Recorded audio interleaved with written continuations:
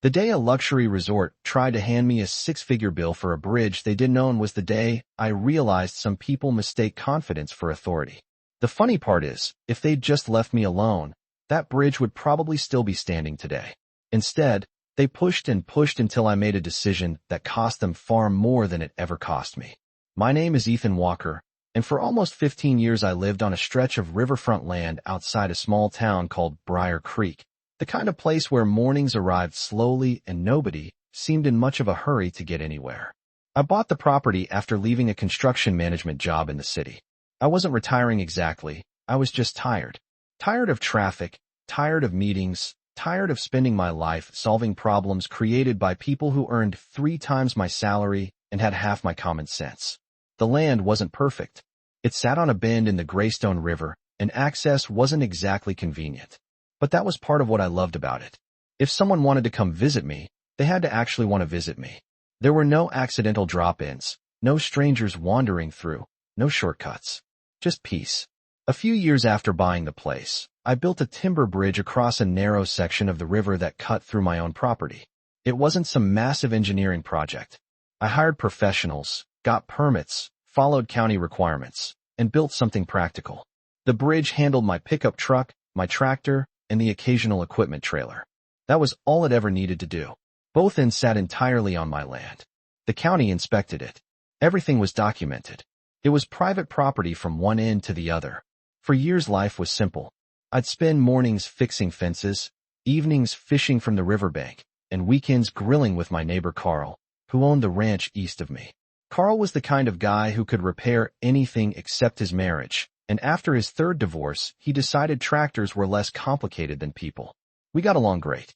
Then one spring, everything changed. A development company bought several hundred acres upstream. At first, nobody thought much about it. Land changes hands all the time. Then the bulldozers arrived. Trees disappeared. Survey stakes appeared everywhere. Construction crews rolled in by the dozens. Within months, rumors started spreading around town. Somebody was building a luxury resort. Not a campground. Not a lodge. A full-scale high-end river retreat with cabins, guided fishing packages, riverside dining, wedding venues, and all the buzzwords wealthy city people apparently needed before they could enjoy nature. Carl saw the first advertisement online and laughed so hard coffee came out of his nose. Secluded wilderness experience, he read aloud. That's marketing talk for charging $600 a night to sleep outside. At first I figured the resort wouldn't affect me. Their property wasn't connected to mine. Their guests would use public roads. Their business was their business. Then construction traffic started appearing near my bridge. The first few times I assumed workers got lost. Navigation apps can be dumb.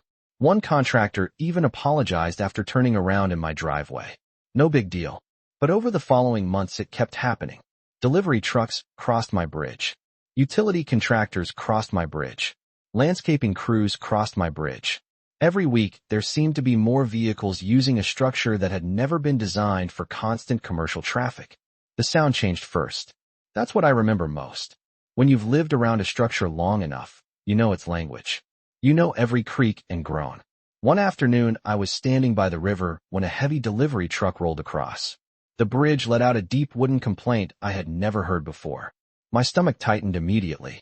That bridge wasn't failing, but it wasn't built for that either. I ordered signs the same day. Private bridge. No public access. No trespassing. I installed them at both approaches.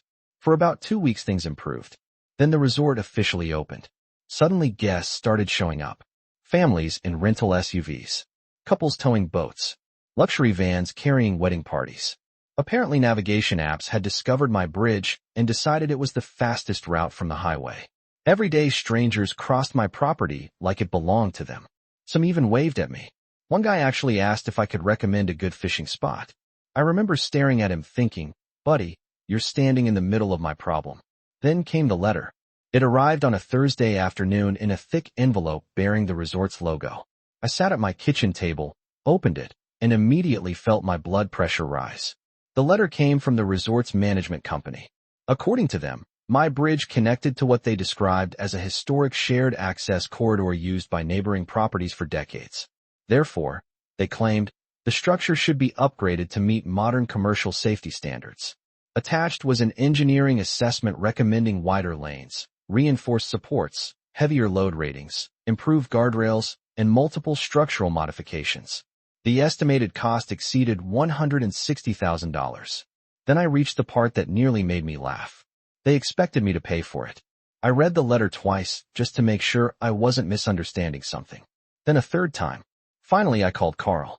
He listened quietly while I read portions aloud. When I finished, there was a long silence. "Tell me something," he said. "Do they own your bridge?"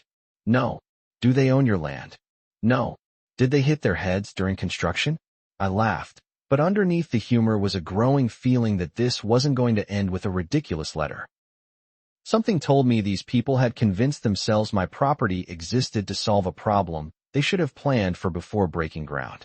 And unfortunately, that instinct turned out to be exactly right. The next morning I drove into town and pulled every property record I could get my hands on. Maybe there was something I didn't know. Maybe some forgotten agreement existed from 50 years ago. Maybe I had inherited a legal headache without realizing it.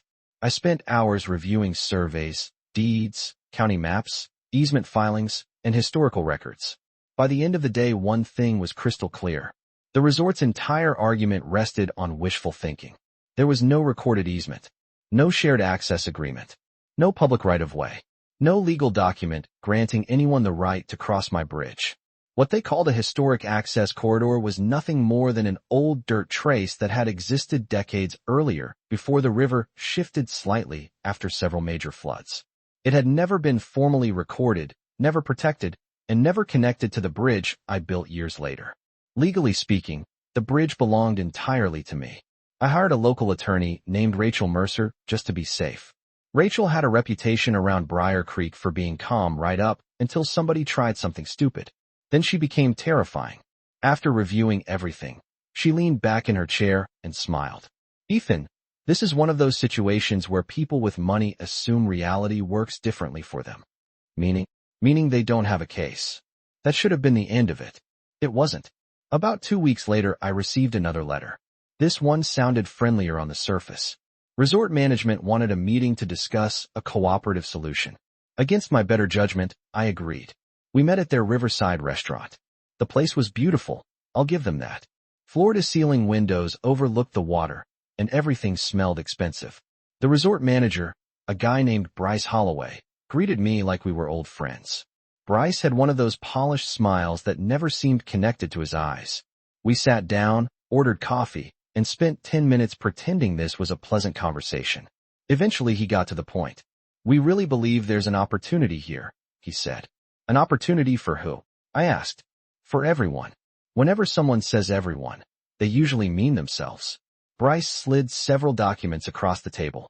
Concept drawings, traffic projections, proposed bridge improvements, marketing studies. Apparently, they had spent considerable time planning my property's future without consulting me. "Our guests are naturally drawn to the most efficient route," Bryce explained. "The bridge creates convenience." I stared at him for a second. "Convenience for your guests?" "Well, yes. And your deliveries?" "Of course. And your contractors?" "Naturally. So where exactly do I benefit?" His smile tightened slightly. "Improved infrastructure increases regional value."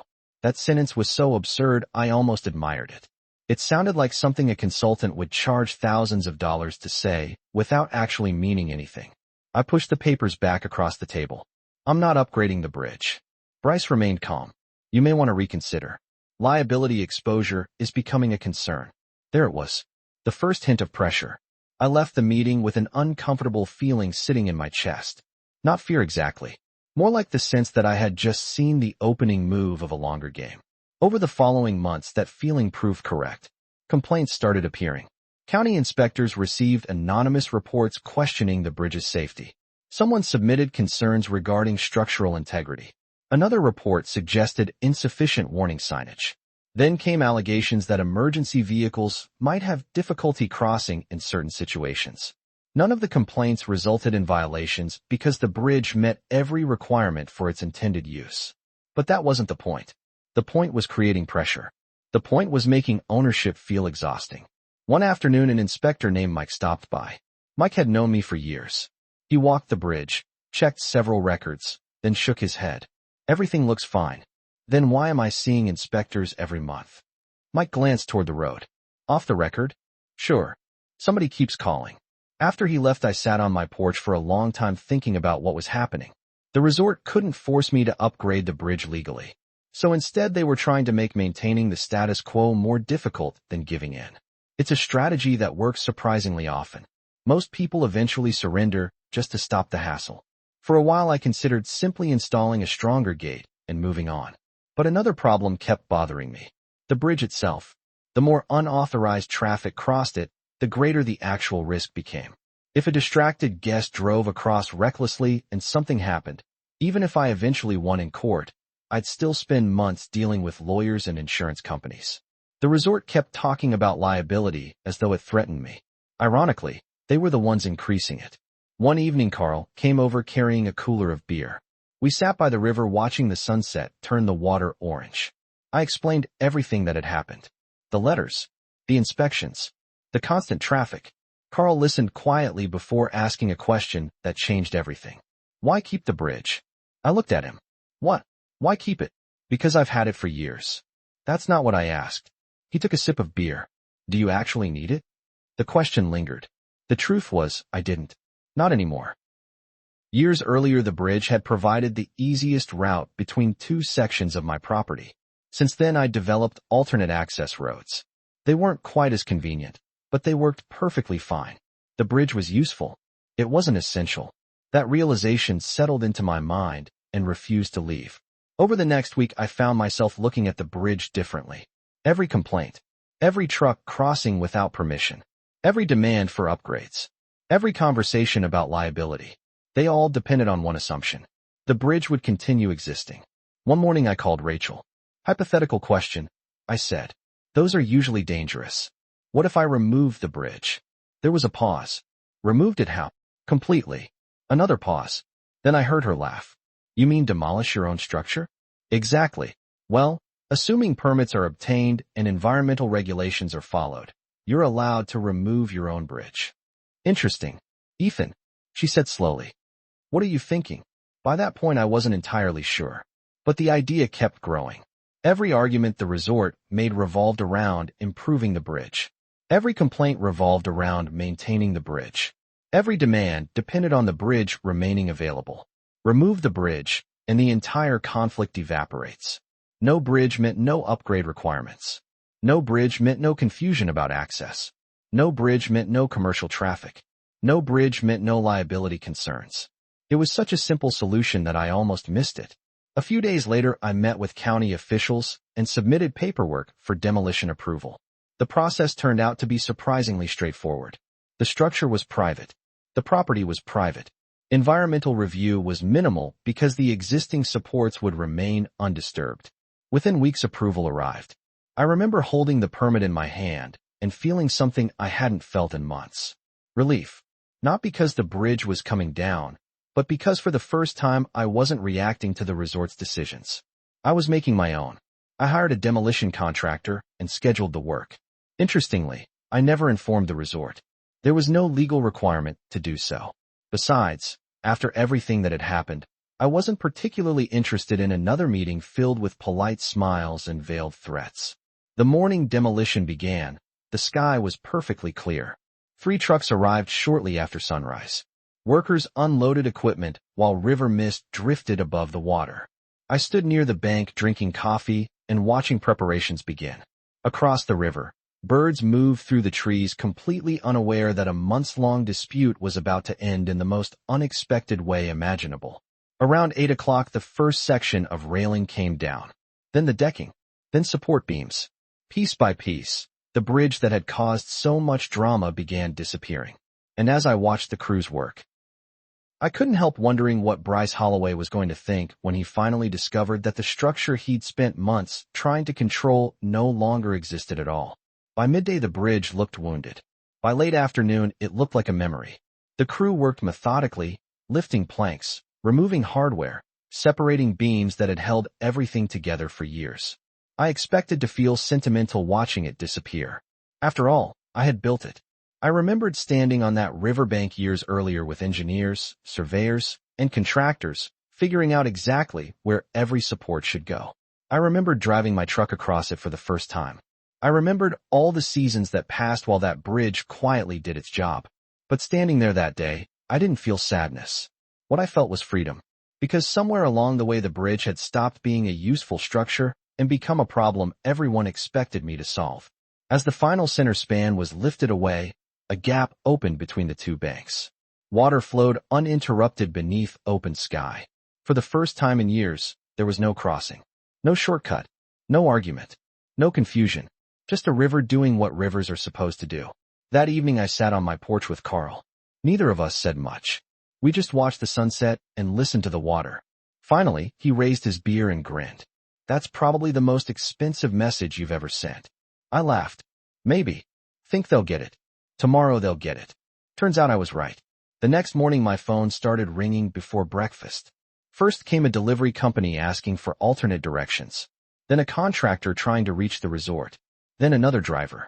Apparently navigation systems hadn't fully updated yet, and several vehicles had arrived only to discover there was no bridge waiting for them. Around 10 o'clock, I received a call from Bryce Holloway himself. His polished confidence was noticeably absent. "Ethan," he said, "I've been informed there may be some construction activity on your property." "Not anymore." Silence. "The bridge is gone." Completely. Another silence, longer this time. I could practically hear him processing what had happened. "Why would you do that?" he finally asked. I remember smiling at the irony. For months they had explained why the bridge needed to change. They had explained why it needed upgrades, improvements, reinforcements, and modifications. Yet somehow the possibility of removing it entirely had never crossed their minds. Because it solved every problem, I answered. The liability issue is gone. The access issue is gone. The maintenance issue is gone. Seems pretty efficient to me. Bryce wasn't amused. Within a week, the resort requested a formal meeting. This time they came to me. Bryce arrived with two executives and what looked suspiciously like a consultant. We sat around my patio table overlooking the river where the bridge used to stand. They brought proposals, cost-sharing agreements, partnership ideas, revenue projections. They offered to fund part of a replacement bridge, then most of a replacement bridge, then nearly all of a replacement bridge. Apparently the longer route now required for deliveries, maintenance crews, suppliers, and guests was creating expenses they hadn't anticipated. I listened politely. When they finished, Bryce leaned forward. "We're prepared to be flexible." I noticed. Surely there's a number that makes sense for everyone. I looked toward the river. Native grass had already begun growing near the old approach road. Nature was reclaiming the space faster than I expected. "The thing you're missing," I said, "is that I don't need a bridge anymore." That was the moment the meeting ended, even though everyone stayed seated another 20 minutes. They weren't negotiating with someone trying to maximize profit. They were negotiating with someone who genuinely wanted to be left alone. And that's a difficult position to bargain against. Over the following months, life gradually returned to normal. I removed portions of the old access road, spread gravel where necessary, planted native seed mixes, and installed a steel gate near the former entrance. Delivery trucks stopped appearing. Resort guests stopped wandering onto my property. The random traffic disappeared. Even the noise level changed. You don't realize how much background activity exists until it's gone. One evening I was fishing along the riverbank when I noticed something. It was quiet. Not partially quiet. Completely quiet. No engines. No distant conversations. No vehicles crossing wooden planks. Just water moving over rocks and wind moving through trees. The piece I bought years earlier had finally returned. As for the resort, they survived. They adapted. Eventually, they expanded access using infrastructure they should have planned from the beginning. Last I heard, business was doing just fine. Some people in town think I was stubborn. Others think I was justified. A few believe I should have accepted one of the later offers and rebuilt the bridge for a profit. Maybe they're right. Maybe I left money on the table. But here's the thing. Not every victory is financial. Sometimes the real win is refusing to let somebody else decide how your property, your time, and your life should be used. Looking back, I don't think the conflict was ever really about a bridge. It was about entitlement. Somewhere along the way, people convinced themselves that because my bridge was useful to them, they deserved a say in what happened to it. And when that didn't work, they assumed pressure would accomplish what respect could not. Instead, they ended up with nothing. The bridge disappeared. The shortcut disappeared. The argument disappeared. And honestly, that's the part that still makes me smile. Because after months of demands, complaints, meetings, reports, and threats, the solution turned out to be incredibly simple. They wanted me to spend a fortune upgrading a bridge for their business. I decided not having a bridge at all was cheaper. So now I'm curious what you think. If you were in my position, would you have rebuilt the bridge and charged the resort for access? Or would you have done exactly what I did and removed the problem completely? Let me know down in the comments because people are still arguing about this years later. And if you've ever dealt with neighbors, developers, HOAs, or businesses that thought your property somehow belonged to them, share your story below. Don't forget to like, subscribe, and stick around for more real-life property battles where common sense doesn't always win first, but sometimes it wins in the end.